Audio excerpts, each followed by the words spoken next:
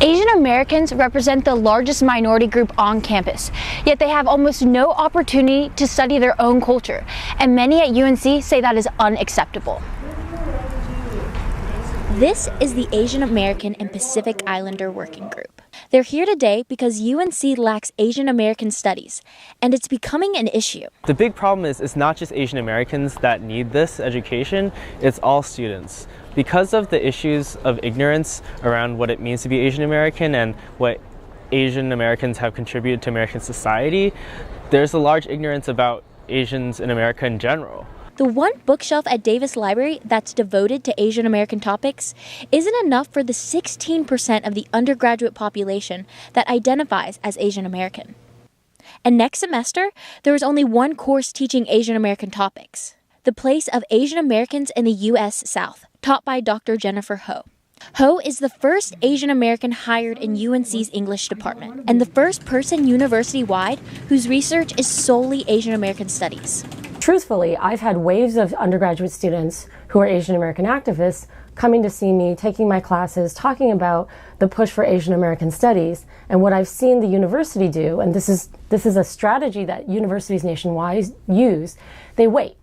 They wait because they know in 6 years students will forget that there was ever a momentum or movement to ask for Asian American studies. The university knows Asian Americans are a significant portion of UNC's campus. So why do they keep letting it happen? Has to do with limited resources and a limited understanding of what Asian American studies is. On top of that, a department is about a $10 million investment.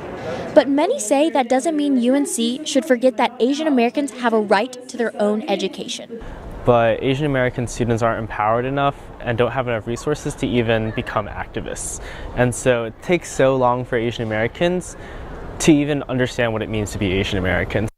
Imagine, you're sick, stuck in a hospital waiting room. Time passes, a half hour, then 2. Finally, your name's called by a complete stranger. You've never seen them before, so how can you trust them to make you better? That's the reality facing thousands of patients across the state now that UNC Healthcare and Carolina Healthcare systems are merging. But what does it really mean for healthcare systems to merge? And how will it affect patients? Dr. Julie Byerly of UNC Healthcare says the merger will bring positive change. There are a lot of rural spaces in between where we could align our efforts to reach populations that now have to travel for access to care. There's 126 hospitals in North Carolina. So if you live somewhere remote like Yanceyville, then you might have to drive at least 30 miles to see a doctor. Not anymore. One of the main reasons behind the merger is making healthcare accessible to rural parts of the state. That last part, rising costs, is a big source of criticism. It would be a real surprise if education, clinical care, quality, and the health of the North Carolinian is improved because of this alliance, merger, what have you. That would be a big surprise. Whether it's patients facing higher costs directly or a tax increase to fund infrastructure, Hadler says it's likely the average person will have to pay more than they did. But we won't know how much more until the details of the merger are sorted out. In Chapel Hill, I'm Hannah Lee reporting. Meet 6-year-old Taylor from Apex, North Carolina. You're supposed to hit all of the red ones. She loves to play on her dad's phone, and she's not alone. According to a new study, kids have tripled their time on mobile devices in the past 4 years. And it's funny because like when we were pregnant with her, and she's got a younger brother too, we were the parents that said, we're not going to let our kids watch the phone, no tablet, no nothing. Like, how dare you? That's just terrible parenting. And then, like, of course, we have 2 tablets and a phone. But the devices are likely to cause negative health effects like obesity. Some of that is probably due to just being sedentary and looking at the screen and not exercising, not burning calories. Some of it might be due, though, to what's on the media, what you're seeing, what are commercials convincing you to do. But Alan says he mainly lets his kids use tablets for road trips. When we first tried going that far without tablets or the phone, it's not peaceful, it's stressful, it's incredibly I don't know how we did it as kids. I mean, like, without them. Does that mean Taylor is also getting a phone? Absolutely not. No. Only Only when I'm 25. When you're 25, I'll get you a phone. No, when I'm 31. Perfect. When you're 31, I'll get you a phone. No, when I'm 61. Even better. Alan says he will continue to let Taylor and his son use devices, but monitor the time they spend on them. In Chapel Hill, I'm Hannah Lee reporting. It gets harder and harder. UNC student Aaron Epps enjoys Twitter's new changes.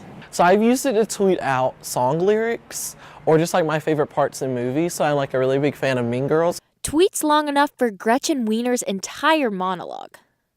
But it's also helped professionals whose job requires posting on Twitter. Just today, I went to write one of my normal tweets and realized I could put more details and I could actually finish what I wanted to write. So, and that way it's been really nice because now I can say it's not just an event, it's in Carroll Hall on this day at this time. According to Twitter's analytics, barely any user hits the character limit anymore. Before the change, 9% hit the limit. Now, only 1%. But under hashtag 280 character, there are still people who show their disapproval.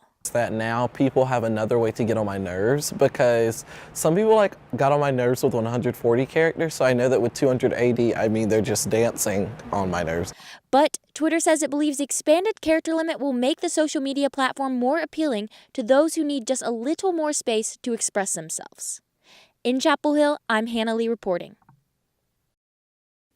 UNC's only fashion magazine, Couture, is preparing for this semester's 5th edition. In the office, members crowd the floor for their first meeting. But there's something different about this meeting. It's mostly filled with models.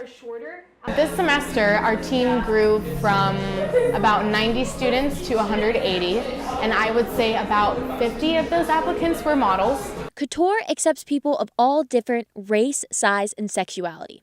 This is unlike what we see today in national fashion magazines. Over the past 3 decades, Vogue featured 5 times as many white models as minority models. Harper's Bazaar, 7 times as many. It's not particularly surprising, I think, to women of color, particularly because there is a struggle for women of color to be represented, particularly when it comes to beauty brands, ranging from magazines to makeup lines. Couture is supposed to be a space that encourages people to have a positive body image. But is it easy to do that when you're constantly surrounded by a community focused on the way you look? The society that we've grown up here has taught us that fashion is not something where you can appreciate your body for what it is. And so I think our staff right now may see that as mutually exclusive, and a lot of people probably do, but it doesn't have to be that way. It's hard to say whether challenging beauty standards will be enough to change the insecurities the overall fashion industry creates. Oh, there's definitely room for improvement. I think because the majority of our student body is white, it's hard sometimes to get enough diverse models. But the magazine will continue to strive for that diversity. In Chapel Hill, I'm Hannah Lee reporting.